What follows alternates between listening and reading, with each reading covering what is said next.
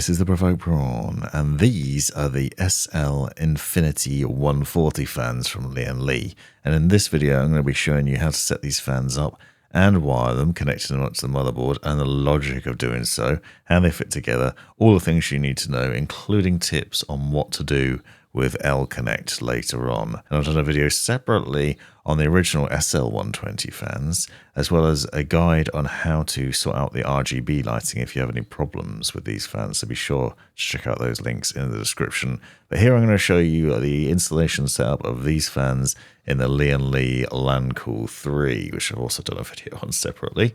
And as you can see, these are pretty magnificent looking fans. I really like the Infinities. And the 140s are no different because these are pretty staggering. But by the end of this, I'm going to end up with a setup with 6 SL-140 fans and 3 SL-120 fans in combination. And that's an interesting highlight because it gives you some different wiring options, because you can use the SL-140s with the SL-120 controller. So that's worth bearing in mind. And so these Infinity fans come in single packs. So the 140 fans are only available to buy in that single fan pack, which means there's no controller as standard, and that's worth keeping in mind. I'm going to show you why that matters in a minute. Now, obviously, these are interlocking daisy chainable fans, as you've seen, and you may well know already, which means they're really easy to set up, and the wiring logic is pretty straightforward. Now, in the box, you obviously get your fan screws, so there's 4 fan screws to connect it up to your case, and then you have the other parts that include a little tips guide, which will basically cover most of the things I'm going to be talking about in this video in a pictorial form. But hopefully my input will be useful as well, and a number of other things that include obviously the fans, some covers, and the cabling. The cabling is interesting here because with a single fan, you only have a single connection, which then has 2 cables on the other end, and more on that in a minute. Obviously, the fan itself has this infinity mirror on the intake side. So this is the side that will suck air through and push it out the other side. So that's the way you want to face it if you want to pull air into your case. There's a number of different protective stickers around the fan itself, which I'm going to remove now because it'll be easier than taking them off once they're mounted inside the case. But that's up to you whether you do this. Obviously, this is protecting that shiny mirror bit, and you do want to make sure you don't get any scratches on it while you're doing it, because that would certainly ruin the look and feel. So again, with the Lian Li logo, that's the rear of the fan, and that's where the air will be pulled from. And then you need to set them up in the right position in your case. And I've done a video separately on the best fan logic. Now, there's a cable included in here which has 1 cable on one end, so 1 connection on one end, and then 2 on the other. Obviously, this is an RGB fan, so it has both fan power and RGB connections. So you can see 2 connectors, and they're quite a bit different, so you can't plug them in the wrong place. And I'll show you where to connect those up on your motherboard. But the thing of interest is you need a 5-volt RGB header on your motherboard, and the number of headers may well vary. So depending on how many fans you're going to be putting in your system, you might well have a problem. What's interesting about this interlocking mechanism for the connection on the fan end, though, is that you can also take the cap off. So you can remove this cap, you see, slide it and pull it off with a bit of convincing, and then you can change the direction of the cables as they come standard, which means that you can put the fan in your case and then orient the cables so they point towards the back of the case rather than the front. This is actually really handy and fairly straightforward to do. And it means that you can basically customize the look and feel of things a little bit more easily and make things a little neater, because the connector itself will only connect to the fan in one direction. So you need to then flip the cables around depending on which way around you're mounting your fans. Obviously, this setup process is fairly logical. I'll show you more on that in a second. But obviously, we now have 2 fans, and you can see the different angles and look of them. And then I'm going to unbox the rest. So, as I said, I've got 6 of the 140mm fans, and then I'm going to have a number of 120s that I'll show you in a minute. So we just get these all prepared out of our boxes and everything set up, and then I'm going to show you the process for connecting these up. I'm going to use 6 fans, but in 2 groups of 3. So in order to do this, we obviously need to connect the fans together. Now, these are interlocking fans, and you'll see that there are clips on the ends that you basically just slide in. So you have to push them into the fatter hole and then slide them across so they click together. This then ensures the connection between the two, which then allows the power and the RGB to be controlled by the connectors at the end. So you only need one cable per group. So here you can see, for example, that first group set up and ready to go. And this could be the intake on the front of the case that I'll show you later. And then you have the other group as well. So a closer look at this, you can see just the way that these go together. You'll see on one side that the fan has little pins sticking out of it, and on the other side it has flat connectors. So those basically need to push together so that the connection runs across the two. And you'll notice the difference in the clips as well. So you have to sort of slide them in from the angle. Now, if you look closely at the fan itself, you'll see in the middle there's sort of directional markers that show you where these connectors go in and then how to basically push them in so they lock into place. So once you've got them in there, then they're then shut together and they won't come apart. This is a really great connector because it makes life a lot easier. It also means you get less cables in your case as well. Another point of interest is that these clips will also remove, so you can just twist them and then you can just pop them off. This can be handy if you're installing these fans on a radiator or in a case with not much space, or if you just want to neaten the look and feel of it so you don't have things sticking out at the end. So you can just turn them and pop them off. I'm going to leave mine in place for a moment just so I don't lose them, but it is worth bearing in mind because if you're using these on a full custom loop system, for example, with tight space or on a radiator, then you might have a problem where you need to get rid of those, and it's nice that has that sort of thought that's gone into it. So now you can see we've got two separate groups, one of 3 and one of 2 for demonstration purposes. I'm going to show you now where you connect things up to the motherboard and the logic of doing so. So we have this connector, and again, that has the same sort of interlocking logic to it. It basically has some little plastic clips that stick out. You push them into the holes, and then you push it in a direction. Now, you can only install this one way around, so it's not possible to do it the other way, so don't worry. If you find that it's a bit tricky, then you need to just flip it around and do it the other way. Then you have 2 connectors come out of it, one RGB connector and one fan power connector. So you need to find the 5-volt RGB header on your motherboard, and you can see 2 here, and it only has 3 pins in it. Just note that because you don't want to use the one with 4 pins because that wouldn't work. Another point here is that you may well find that connecting this cable up is sometimes a bit tricky. For example, just then I accidentally pushed it through the outside housing of the connector cable rather than into the pinholes. So just watch out for that. If you have problems, it might well be down to that. It's also really easy to bend those pins. Then you connect up the power cable to the chassis fan connector on your motherboard or system fan header on your motherboard, and you'll see that that connector is quite simple as well. Now we have one group connected, we're going to do the same again. So we have another cable with 2 connections on it. Obviously we need to find a 5-volt RGB header on the motherboard and another chassis fan header. Now if those chassis fan headers are PWM controllable, you can set that up in the BIOS. That will then give you control over the fan speed from your BIOS settings and from your motherboard software. This is the basic connection. You can see we've got another 5-volt RGB header in the top right here. Now this is a pretty expensive motherboard, so it does have a number of these headers on it. You may well find that you don't have that many headers on it, and that is obviously a problem. If you've only got one, what do you do if you have multiple groups of these fans? The best solution really seems to be connecting up SL-120 fans as well. So you can see here, for example, the 120mm variants of the Infinity fans. And so now I'm going to create another group because I'm actually going to be using these on the bottom of the case, which is very convenient. If you can get hold of a controller separately, that's great. But the triple pack of the Infinity SL-120 fans that you can see here comes with its own controller. So I've done a video separately on these that I'll link to in the description, and originally set these up and how to wire them, and also just showing you what was included in the box. And the benefit of that setup is that if you bought a triple pack, you got these special flat connectors, but you also got the all-important controller. This control box makes life a lot easier because it gives you control over the fans via Lian Li's L-Connect software, and it also gives you the ability to control via your motherboard as well, so you can connect up both the control box and the connections to your motherboard that you've already seen, as in the 5-volt RGB header and the PWM controller fan cable, and then you have the option to switch between the 2 different modes. It has 2 flat SATA power connectors on it that need to connect your power supply unit. I'll show you that in again a second, but then that allows you to create groups of fans For example, you can connect up to 16 120mm fans to this controller in groups of 4 to each of the 4 points. It then has a USB connection that needs to run to your motherboard and some other cables that I'll show you in a minute.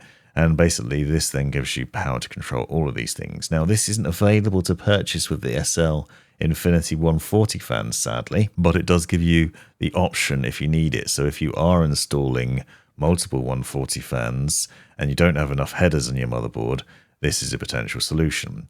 So it has the same sort of logic with the SL-120s. You connect up one of the connectors to the end group of your fans, and then you run the cable to the controller. Now this is a flat cable, and there's only one connection in this group instead of 2, and that runs both the power and RGB to the control box, and that then gives you the power for those fans.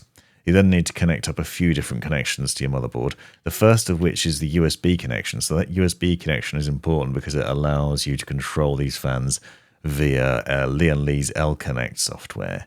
If you find that you need multiple USB connections, there's also the option of purchasing this splitter, for example, that I've used several times. It's a USB splitter. You can connect up more than one device to it, and then you can plug in to your motherboard. So if you only have one USB header on your motherboard, or if you're plugging in multiple different devices, this is an alternative option to help with this issue. Just worth bearing in mind, not necessarily going to need it, but something to think about.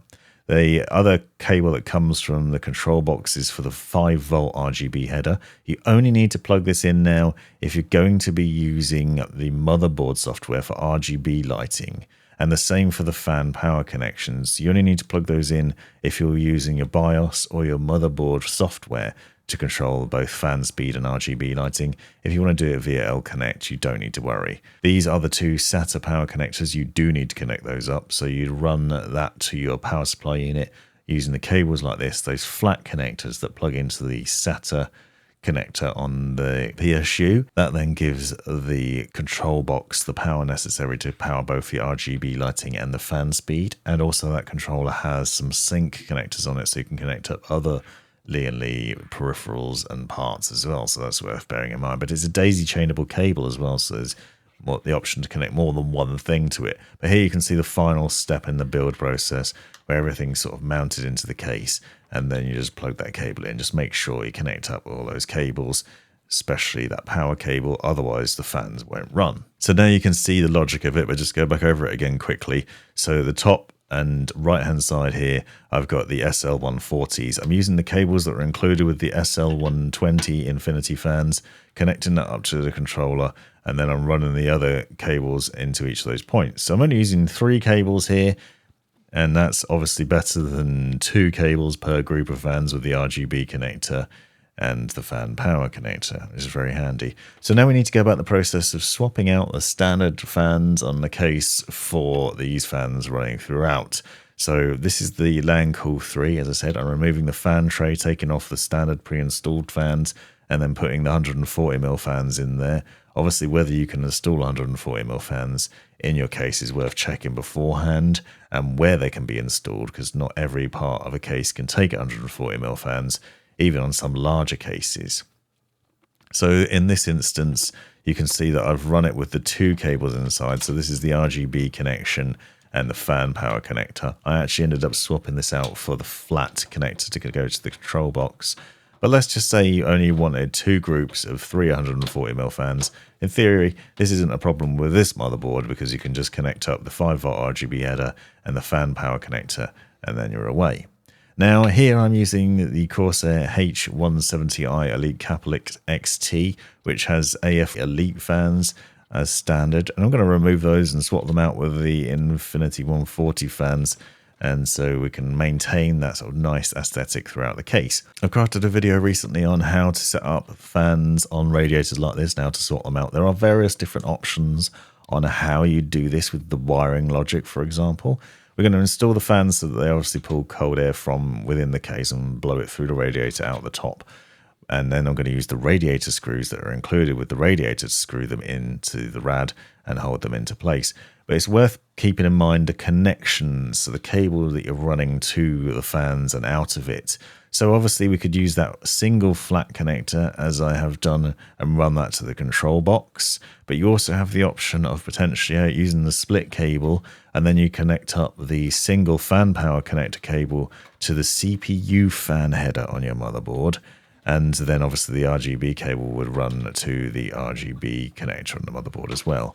That means that the motherboard then has control over the fan speed, but also because you've got the AIO pump header connected to the AIO connection on the motherboard, that then has sort of closed control over both of those things. That's probably the most logical way to do it, because if you use the SL-120 controller instead, then that obviously has control over the fans, but the pump is controlled separately, so you might want to consider the options. The simpler way to do it is to use the control box for all the fans, but if you want to make sure that the radiator is running optimum, you probably want to connect it up to the CPU fan header. Now I'm running the control box at the back, sticking it down with sticky tape to hold it into place, and then obviously connecting up those 3 groups of fans that you saw. So I've got the 140mm fans in the front of the case, 140mm fans on the radiator, and then 3 120mm fans on the bottom of the case as well. Obviously, we still have a spare connector there potentially. If you have extra space in the case and you want to install more, then you could do that. Then I'm going to run the cables through. So don't forget, we need to connect up the SATA power connector, the USB connector at a minimum to the motherboard, and then potentially, if you want to have the ability to control these things, the RGB 5V header and the fan power connector from the control box to the motherboard as well. This will allow you to have the flexibility to choose between which of these you want to connect up and sort of which you want to be able to control, because it might be nice to be able to sync the RGB lighting on your motherboard, for example, and other things to the Lian Li fans, or simply have control over the fan speed and fan curves via the motherboard software or your BIOS, or just do it all through L-Connect, which is frankly a little bit easier. But here you can see now everything's running as it should be. So we've got cold air intake on the bottom and the front, and then exhaust out the top, and obviously have some natural flow out the back as well. And then the end result. I'm going to show you in a second what to do in L-Connect, because you do need to make some changes to make sure it's running both 140 and 120mm fans in there, and L-Connect knows what you're doing. But this is the final result. So if you're using the controller, as I showed you a minute ago, and you've got a USB connection, then you'll want to use L-Connect 3. So download that software. The first thing you should do is go into the fan pump profile and set the relevant ports to be 140mm for the 140mm fans and 120 for the 120mm. You can see here that port 1 isn't being used, so the fans are at 0 RPM, but the RPM difference between the 140s and the 120s, it's important to make sure that the controller knows which is which. You will notice that you have various different fan profiles down here that you can set, and you can also turn on start stop, which is essentially a 0 RPM mode. When the temps are low enough, the fans won't spin up. This obviously helps reduce the fan noise in your case and keep things running quiet. But to be honest with you, quiet mode is fairly quiet anyway, and that's what I'd usually use. So once that's done, you can then go in and tweak things. Now, obviously, if you're not using this and using connections straight to the motherboard, you need to go into your BIOS settings or into your motherboard software to tweak these things. The other advantage of L-Connect, obviously, is that it gives you the ability to change the RGB lighting. So you can see some samples of the lighting effects in here, for example. There's loads of different ones to select from. And when you go into the lighting effects, you'll notice that there's the option to apply these lighting effects to all the fans, or you can do it individually, and you can select different colors for each of the fans in that group. You can change the speed and the brightness. So there's all sorts of customization that you can do in there. I'll show you in a second that it's also possible to change both the inside and outside of the fans to different settings. So, for example, the infinity mirror bits around the outside, you can change those versus the inner sort of fan blades. So you can create some really nice effects in here. Obviously, you can go for static colors if you prefer, which I personally do when I've got my fans set up. But you can see there's loads of nice effects on these infinity fans from multiple angles. Obviously, with the intake mirror on the front, with the side mirrors on the sides, and then obviously in the fan blades area as well. There's loads of different lighting in here, and you have access to be able to change all sorts of things. But here you can look at that custom one. So if you go into the lighting effects, you'll see on the left-hand side there's an option basically to select the entire thing. So it's the outer rings and the inner bit, or you can select to have one set up in one way and one in another. So you can see I've got a static blue on the fans, and then on the outer here we then put runway on it, so it basically skirts around the outside. Now for those that are curious and want to know about how the 140 fans did on the radiator, I ran a Cinebench R23 test on here, and this was the results. Essentially, I actually found that it was getting about 6 degrees cooler than it was with the standard Corsair fans. Now, this isn't a fair test because I did install more fans in this build than I had in there originally. There's 3 extra ones on the bottom that weren't there before, but it still shows that these fans are up to cutting it in terms of being able to deliver the performance in an all-in-one cooler. So there you go. Hopefully this has been a useful insight into the 140mm Infinity fans from Lian Li. Let me know in the comments if you've got any questions. Be sure to check out the description for more information and other videos worth watching. Thanks for watching. You've made it right to the end of the video, you brilliant legend you. If you've enjoyed it, click that subscribe button, give me a thumbs up, and drop me a comment down below if you've got any questions. If you really enjoyed it, consider joining the channel and see the benefits of doing so. Check out these other videos. You might well find them interesting or useful. And most importantly, have a great life.